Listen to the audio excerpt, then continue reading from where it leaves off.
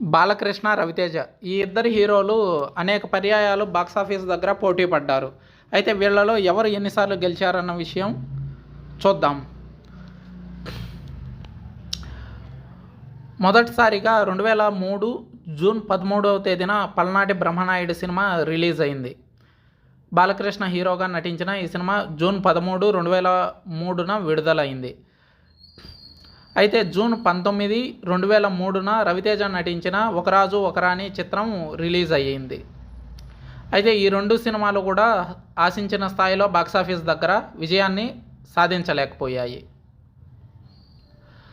రెండోసారి 2005లో అల్లరి పిడుగు సినిమాతో అక్టోబర్ 5న బాలకృష్ణ థియేటర్స్ దగ్గరకు వచ్చాడు. ఇందులో బాలకృష్ణ హీరో డ్యూయల్ రోల్ చేయడం జరిగింది. ఇక రవితేజ భగీరథ సినిమాతో థియేటర్స్ దగ్గరికి వచ్చాడు అక్టోబర్ 13వ తేదీన. అంటే వారం రోజుల గ్యాప్తో వచ్చాడు. ఈ రెండు సినిమాలు ఆశించిన ఫలితాన్ని బాక్సాఫీస్ దగ్గర అందుకోలేకపోయాయి. మూడోసారి ఒక్క మగాడు సినిమాతో 2008లో బాలకృష్ణ హీరోగా జనవరి 11న సంక్రాంతి బరిలోకి దిగాడు. అయితే ఈ సినిమా డిజాస్టర్ అయింది. బాలకృష్ణ కెరియర్లోనే బిగ్గెస్ట్ డిజాస్టర్ అనేంతగా ఈ సినిమా టాక్ తెచ్చుకుంది. ఆ మరుసటి రోజు అంటే జనవరి 12వ తేదీన 2008న రవితేజ హీరోగా నటించిన కృష్ణ సినిమా రిలీజ్ అయింది. ఈ సినిమా బ్లాక్ బస్టర్ హిట్ అయింది. హిట్ అవ్వడమే కాకుండా రవితేజ కెరీర్లో వన్ ఆఫ్ బెస్ట్ హిట్గా నిలిచింది. నాలుగోసారి 2009లో బాలకృష్ణ కథానాయకుడిగా నటించిన మిత్రుడు మూవీ మే 1న రిలీజ్ అయింది. సినిమా ఫ్లాప్ టాక్ తెచ్చుకుంది. ఇక దానికి వారం గ్యాప్లో వచ్చిన కిక్ సినిమా రవితేజ రేంజ్ను నెక్స్ట్ లెవెల్కు తీసుకెళ్లేంతగా బ్లాక్ బస్టర్ హిట్ మూవీగా నిలిచింది.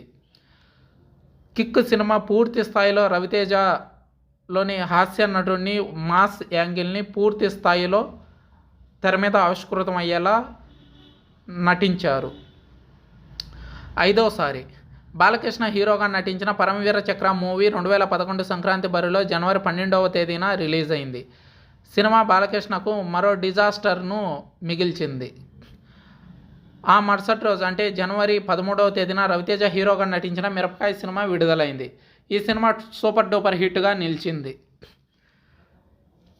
ఆరోసారి దరువు అధినాయకుడు 2012లో రవితేజ హీరోగా నటించిన దరువు సినిమా మే 25న రిలీజ్ అయింది.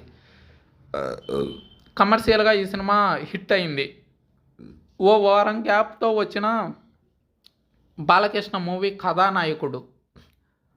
అధినాయకుడు ఈ సినిమా బాక్సాఫీస్ దగ్గర బోల్తా కొట్టింది. ఏడోసారి రవితేజ హీరోగా నటించిన దేవుడు చేసిన మనుషులు సినిమా 2012 ఆగస్టు 15న రిలీజ్ అయింది. మరుసటి రోజుకే సినిమా ఊసు లేకుండా పోయింది. 2 వారాల గ్యాప్తో బాలకృష్ణ హీరోగా నటించిన శ్రీమన్నారాయణ మూవీ వచ్చింది. ఈ మూవీ కూడా ఆశించిన ఫలితాన్ని రాబట్టుకోలేకపోయింది. ఎనిమిదోసారి 2023లో బాలకృష్ణ హీరోగా నటించిన వీరసింహారెడ్డి సంక్రాంతి రేసులో జనవరి 11న వచ్చాడు.